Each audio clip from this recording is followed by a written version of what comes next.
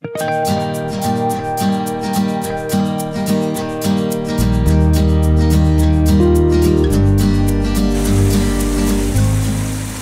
chaque 15 août, nous prenons la direction de Molières. Mais cette année est un peu particulière, puisque cela faisait 2 ans que le hameau n'avait plus véritablement renoué avec sa traditionnelle fête du 15 août. En effet, après la Covid, le hameau fut frappé lui aussi par la tempête Alex et son accès était alors devenu compliqué, que ce soit pour les automobilistes ou pour les randonneurs. Cette année, le sentier qui permet de rejoindre Molières depuis la Mercière est de nouveau praticable, ce qui nous donne une occasion de l'emprunter.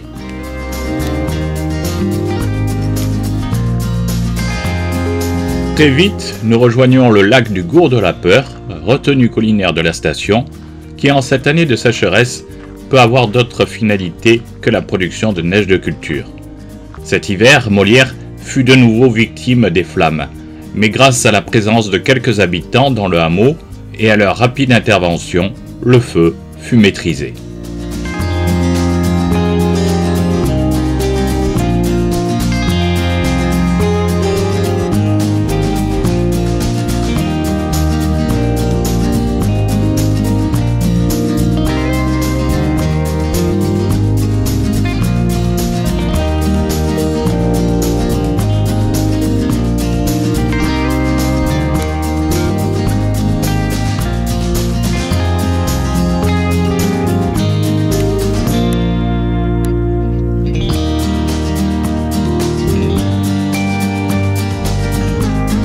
Poursuivons notre ascension vers le col Mercière.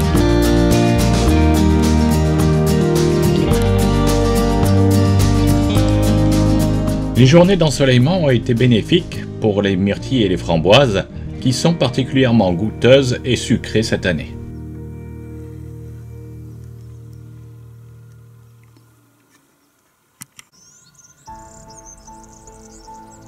Les cimes Costas et Tavels qui nous font face.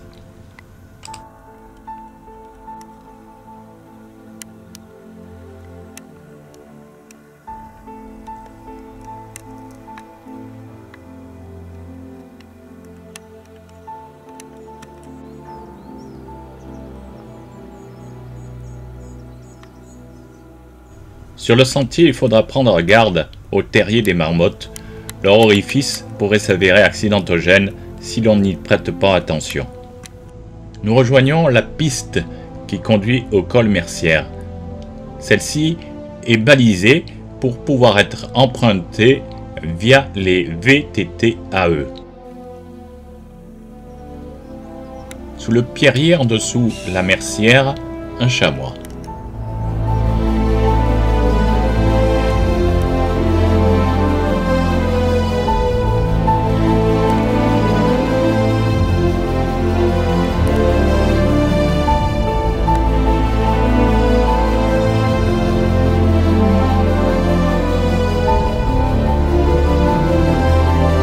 L'ancienne caserne du col Mercière.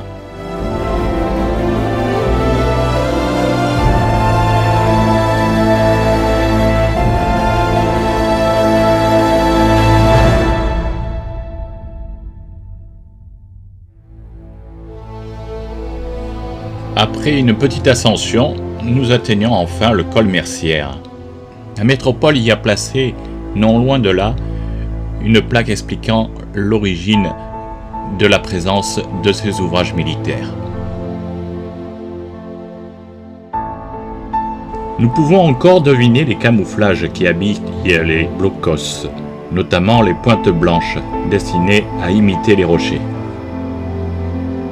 L'origine du nom du col Mercière viendrait de la situation de celui-ci, qui permettait autrefois aux marchands d'effectuer la liaison entre les différents vallons. Nous entamons maintenant notre descente dans le vallon Mercière.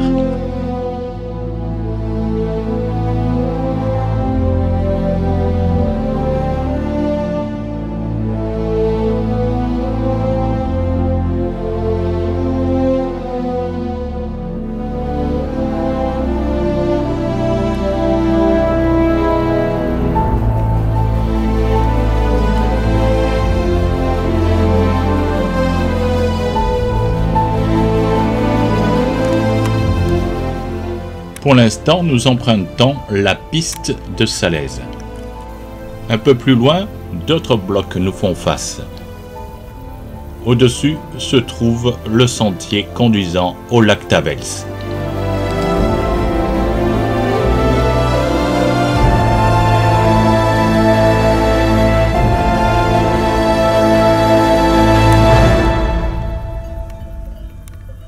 Si aucun combat n'a eu lieu dans ce vallon, 3 militaires italiens y ont trouvé la mort. Une croix en bordure de piste est là pour le rappeler.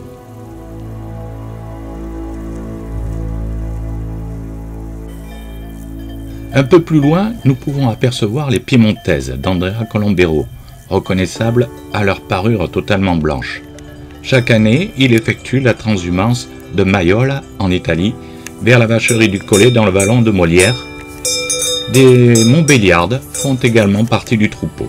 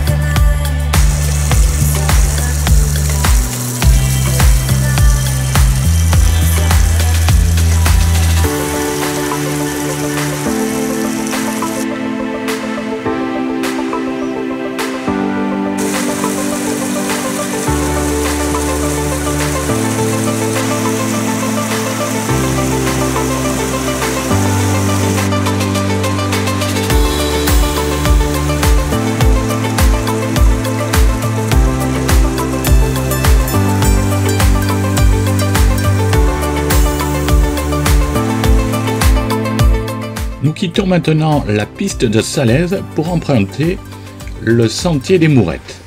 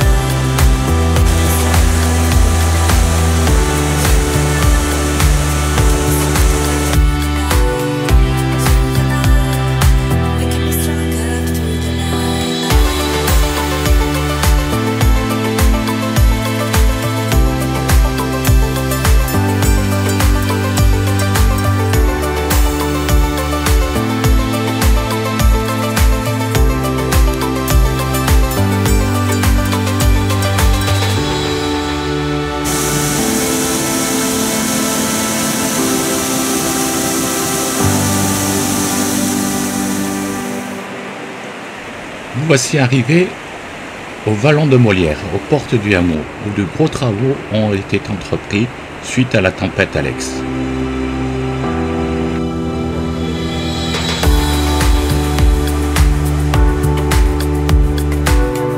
Parmi les travaux, le pont a retrouvé sa fonction avec le cours d'eau qui passe sous son tablier.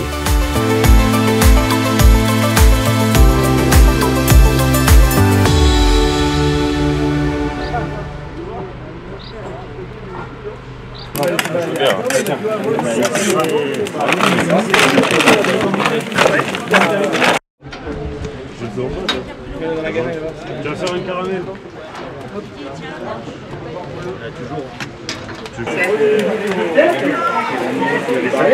Non, c'est pas.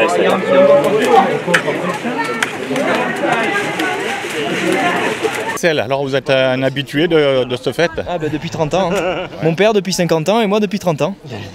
Chaque année, vous participez à la préparation du repas? Chaque année, sans exception. Donc là, vous êtes ici depuis quelle heure? Depuis 7 h on est là. Depuis 7 h on a mis les tables, on a fait chauffer l'eau et là on fait la polente. Ouais. Bon, et là, comment ça va se passer après? Et ben là on va attendre que ça cuit. Quand on a passé tous les sacs de polente, on va arrêter, on va laisser mijoter comme l'adobe. Et après les gens vont venir s'installer, ils vont prendre des tickets et on va servir. Voilà. Vous êtes de Molière? Non, non, je suis pas de Molière. Mais comme ça fait 50 ans qu'on monte, et ma famille, donc c'est un peu comme. On est là pour la fête tous les ans. Tous les ans, on dort en bas au campement. Tous les ans, on est là, sans exception. Ça fait plaisir de retrouver Molière après 2 ans. C'est émouvant déjà de voir des désastres et ça fait chaud au cœur de revenir et de voir toutes ces têtes aussi. Allez, merci. Et bonne journée à vous. Merci, vous aussi. Ouais, il y avait des lions et des trucs, puis après t'avais les fleurs, t'avais les mers. Alors que les cloches sonnent le début de la messe, de notre côté, nous allons visiter une expo photo en compagnie de Joseph Juge. Mais il y a 3 auteurs, mais peut-être qu'ils sont... Ça, c'est le Mont Saint-Sauveur. Le Mont Saint-Sauveur, oui, on connaît bien Isola 2000. Oui. Ben, une moitié, c'est du côté d'Isola. Et nous, on a le côté sud ici. Le Caire, qu'on appelle le Caire.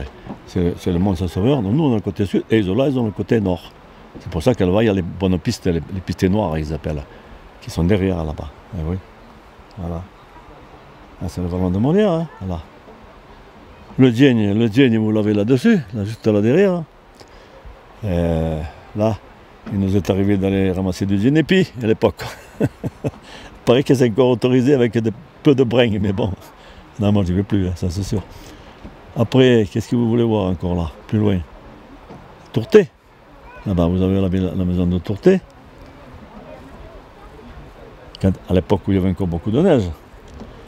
Et puis là, ça c'est la réparation du pont des Mourettes. Que c'est là-dessous qui passe l'eau qui vient du lac des Tavels. Ouais. Le lac des Tavels déverse l'eau de ce côté-ci et il vient finir dans la rivière ici de Molière. Voilà. C'est celui-là. Hein. Alors c'est une équipe de scouts qui se sont dévoués de venir refaire le pont parce qu'il avait été emporté par la tempête Alex. Et alors ils sont venus refaire ce pont-là. C'est très gentil. Voilà. Oh, avant, Molière, c'était italien, ça dépendait de Valdière. Ah, ben bien entendu. Bien entendu, quand Molière était italien, on était dépendant de Valdieri, bien sûr. Ouais. Alors quand il fallait partir de Molière pour aller à Valdieri, c'était une expédition. Hein. C'était pas tous les jours qu'ils y allaient. Hein. Quand il y en avait un qui y allait, d'ailleurs, il y avait toujours quelqu'un qui disait le soir, là, en particulier, en principe, quelquefois c'était mon grand-père parce qu'il faisait partie aussi de garde champêtre un peu sur Molière. Là. Et ils étaient italiens, mais quand ils savaient qu'il y avait quelqu'un qui allait là-bas, le soir ils venaient sur la place et ils disaient « Bon, demain il y a l'hôtel qui va en Italie. Si vous avez des papiers à porter, allez le voir qui vous les apportera. » Alors qu'ils étaient italiens, mais... Oui, c'était italien. Oui, ils étaient italiens, mais ils disaient qu'ils allaient en Italie. Parce que la plupart, la majorité, tous, ils allaient se ravitailler à Saint-Sauveur, hein. Ils descendaient par le chemin de là. Alors bien entendu, ils étaient italiens, mais ils vivaient en France. Hein. Ah, c'est sûr. Hein. Ah, oui. Voilà, qu'est-ce que je peux vous dire d'autre? Donc ça, c'est un des hameaux du vallon de Molière. Ah ben bien sûr, ça faisait partie de Molière. Hein. Les 3 hameaux, il y avait 4 même avec pierre blanche. Le plus haut, c'était les Ducs. Celui au-dessous, c'est la Liume que vous avez là. Et après, il y avait Espras. Espras, qui est de l'autre côté aussi dans la rivière. Là. Et après, au plus bas, il y avait Pierre Blanche. Mais ça, c'est tout le vallon de Molière. C'était tous des habitants qui étaient molérois, quoi. Hein, et les molérois, beaucoup de Molière, ils avaient des terrains en bas, du côté de la Liume. Parce qu'en bas, c'était pour les primeurs. Ils semaient des haricots, de légumes qu'ils pouvaient avoir plus tôt qu'ici. Parce qu'il y a une différence de température et de niveau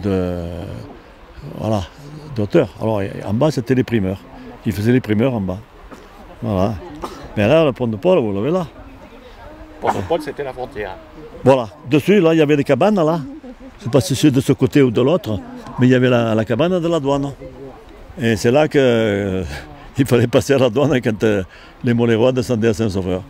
Mais bon, comme ils se connaissaient tous, ils n'étaient pas trop méchants, hein, les douaniers à cette époque-là, pour les Molérois, quoi.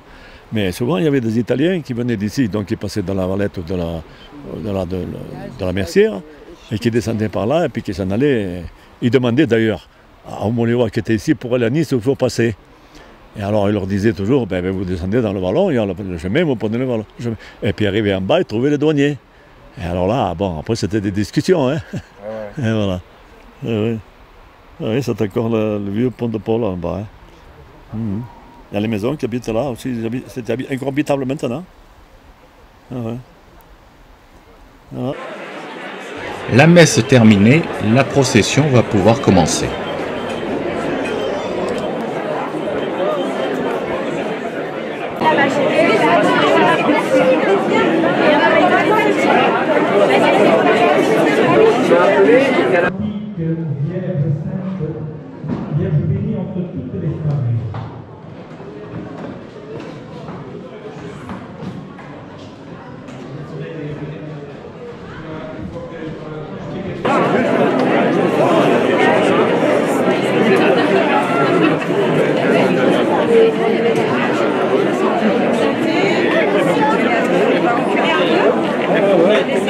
Cimetière pour bénir les tombes de nos ancêtres, de ceux qui sont venus prier dans cette église avant nous, de ceux qui ont bâti le village de Molière, ceux qui ont fait effort pour maintenir les traditions.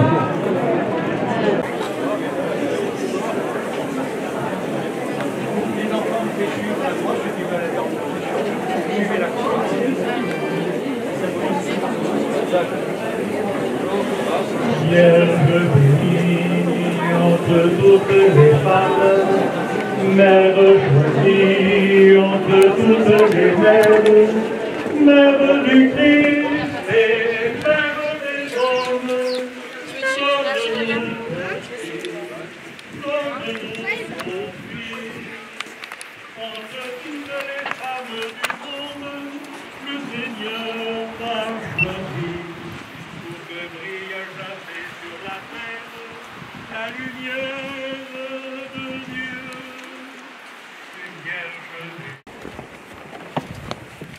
Voilà. C'est bon, c'est bon, c'est bon.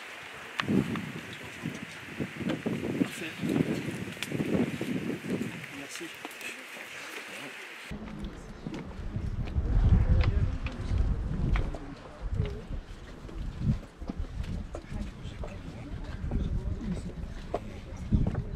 Tous ceux qui sont enterrés dans ce cimetière, nous allons avoir par nos frères piémontais le chant Signore delle Cime.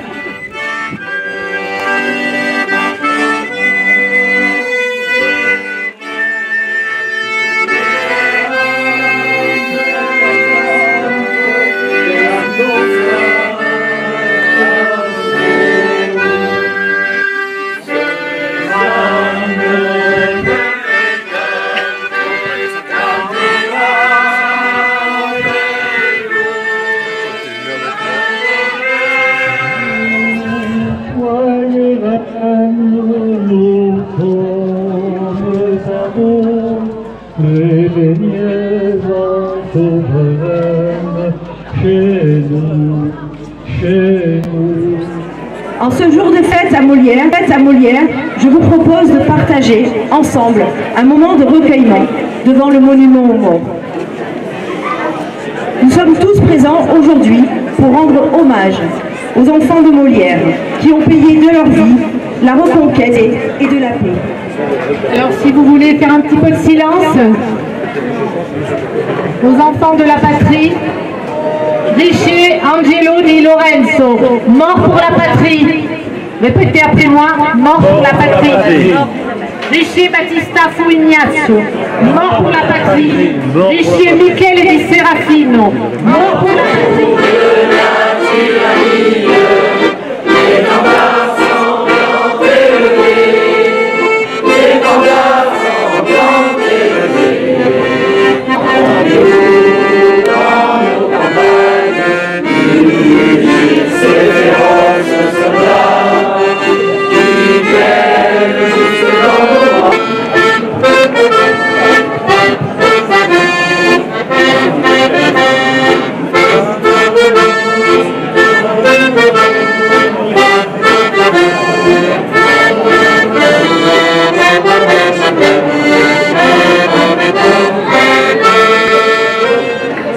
Alors déjà je suis émue, alors aidez-moi, faites un peu de silence. Voilà.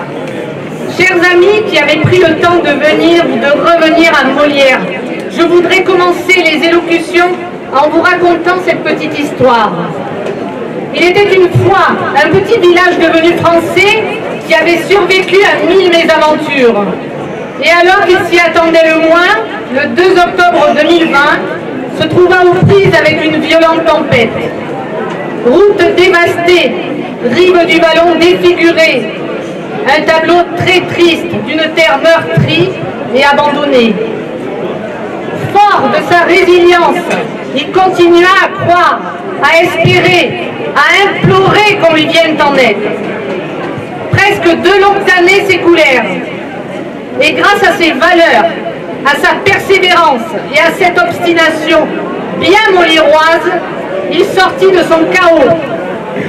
Tel un conte sans fin, Molière ajoute une nouvelle page à ce grand livre qui est le sien depuis plus de 5 siècles. De l'accès à l'entrée du cœur de Paris, avec des travaux de consolidation qui resteront à réaliser et dont nous travaillons avec le parc, et qui ne sont pas sur la commune de Val-de-Blanc mais sur la commune de Saint-Martin. Mais nous avons décidé de travailler ensemble aussi à ce sujet. La reconstruction complète et définitive de la voirie, avec la protection des 3 brèches avant le village.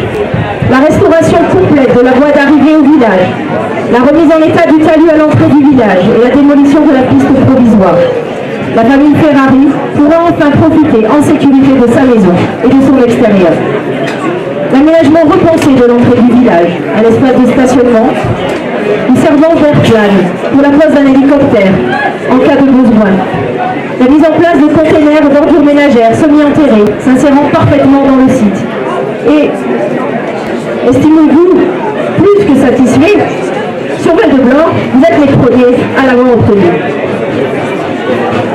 La mise en place, la restauration, garantissant l'acheminement de l'eau par le canal du Bial, le canal d'irrigation, si précieuse aujourd'hui cette eau.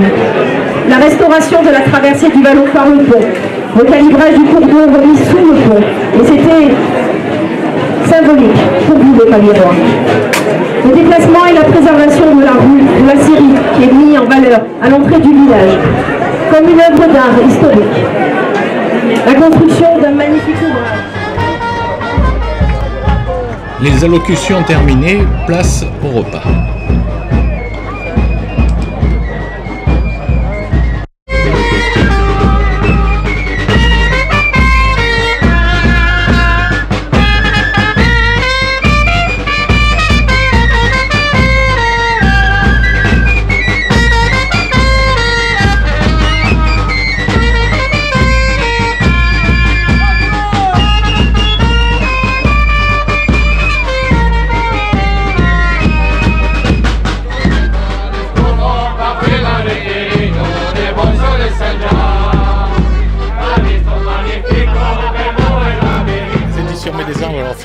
Toujours fidèle ici à Molière. Toujours fidèle à Molière, effectivement, parce que j'ai eu le plaisir de collaborer avec un auteur qui s'appelait Maurice Ricci, qui était le directeur de l'école de Saint-Martin-Vésubie, avec qui on a fait notre premier roman sur le Mercantour, c'était L'aide de mon refuge. Et puis après, il a eu l'idée de faire un livre sur Molière. Ça s'appelle Si Molière était compté, et effectivement, ça a toujours été la meilleure vente ici au hameau de Molière. Hein. Donc voilà, on peut lui rendre hommage et lui dire merci. Moi, ça fait, je crois, 12 ans que je viens ici tous les 15 août. et on peut découvrir mon... Là, cette année, on a mis un peu de polar niçois et autrement, on a toute notre collection de romans sur le Mercantour et les cartes postales de Molière. La nouveauté de l'année. En plus, si Molière m'était compté, c'est un recueil d'habitants d'ici. Oui, voilà, oui, Maurice présente les familles Juge et Richier, qui étaient des habitants d'ici. Il y a une petite partie historique. Il parle du pianiste qui était ici au presbytère, qui s'appelle Frédéric Chauvel. Et il y a un petit chapitre sur les loups, parce que Molière et les loups, c'est indissociable. Mais c'est le must, c'est indispensable pour tous les gens qui viennent à Molière.